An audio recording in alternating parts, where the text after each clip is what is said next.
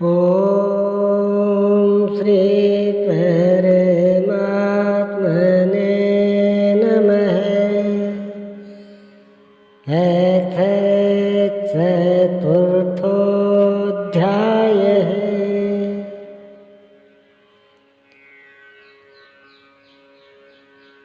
श्लोक 1 से 2। अध्याय 3 में योगेश्वर श्री कृष्ण ने आश्वस्त किया कि दोष दृष्टि से रहित होकर जो भी मानव श्रद्धा युक्त हो मेरे मत के अनुसार चलेगा वह कर्मों के बंधन से भली प्रकार छूट जाएगा।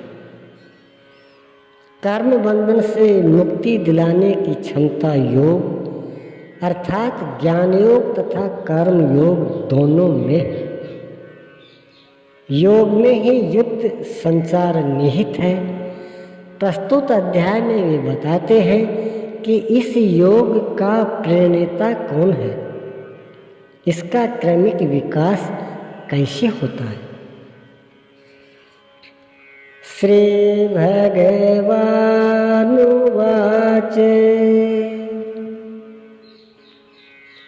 इमं विवस्वते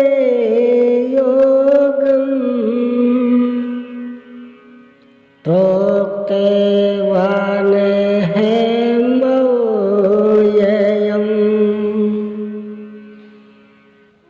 विवस्वान्मनवे प्राह मनोरिक्ष्वाकवे ब्रवीत्।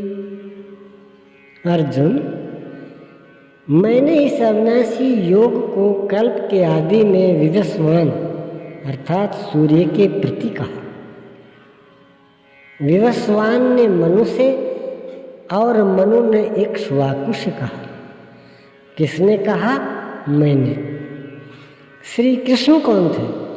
एक योगी तत्व स्थित महापुरुष ही इस अविनाशी योग को कल्प के आरंभ में अर्थात भजन के आरंभ में विवस्वान अर्थात जो विवश है ऐसे प्राणी से कहता है।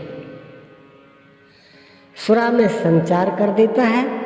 यहाँ सूर्य एक प्रतीक है क्योंकि सुरा में ही वह परम प्रकाश स्वरूप है और वहीं उसके पाने का विधान है।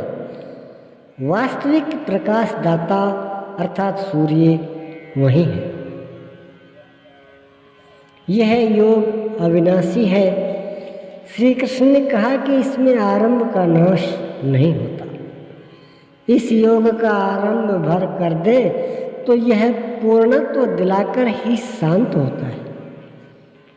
शरीर का कल्प औषधियों द्वारा होता है किंतु आत्मा का भजन से होता है। भजन का आरंभ ही आत्म कल्प का आदि है। यह साधन भजन भी किसी महापुरुष की ही देन है। मोह निशा में अचेत आदि में मानव जिसमें भजन का कोई संस्कार नहीं है, योग के विषय में जिसने कभी सोचा तक नहीं, ऐसा मनुष्य किसी महापुरुष को देखता है तो उनके दर्शन मात्र से, उनकी वाणी से, टूटी फूटी सेवा और सानिध्य से योग के संस्कार उसमें संचारित हो जाते हैं। गोस्वामी तुलसीदास जी इसी को कहते हैं, जे चितिये प्रभु जिन्हें प्रभु हेरे ते सब भय परम पद जो। श्री कृष्ण कहते हैं, यह योग मैंने आरंभ में सूर्य से कहा। चक्षुः सूर्यो अजायते। महापुरुष के दृष्टि निक्षेप मात्र से योग के संस्कार सुरा में प्रसारित हो जाते हैं। स्वयं प्रकाश स्वयवश परमेश्वर का निवास सबके हृदय में है। सुरा अर्थात श्वास के निरोध से ही उसकी प्राप्ति का विधान है। सुरा में संस्कारों का सृजन ही सूर्य के प्रति कहना है। समय आने पर यह संस्कार मन में स्फुरित होगा, यही सूर्य का मनुष्य कहना है। मन में स्फुरित होने पर महापुरुष के उस वाक्य के प्रति इच्छा जागृत हो जाएगी। यदि मन में कोई बात है तो उसे पाने की इच्छा अवश्य हो, यही मनु का इक्ष्वाकु से कहना है।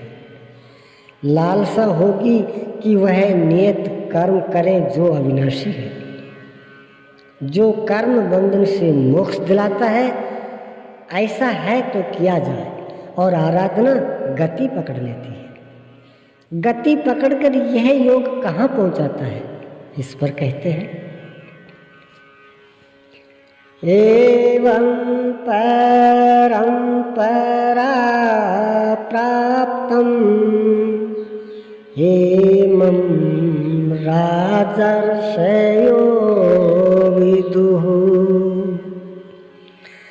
सकाले नेह महता योगो नष्ट है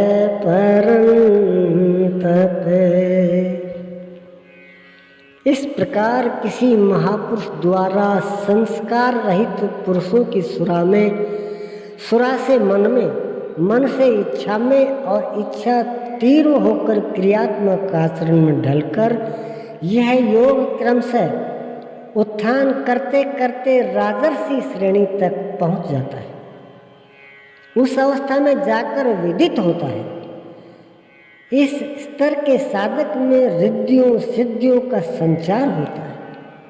यह योग इस महत्वपूर्ण काल में इसी लोक अर्थात शरीर में प्राय नष्ट हो जाता है। इस सीमा रेखा को कैसे पार किया जाए? क्या इस विशेष स्थल पर पहुंचकर सभी नष्ट हो जाते हैं? श्री कृष्ण कहते हैं नहीं। जो मेरे आश्रित है, मेरा प्रिय भक्त है, अनन्य सखा है, वह नष्ट नहीं होता।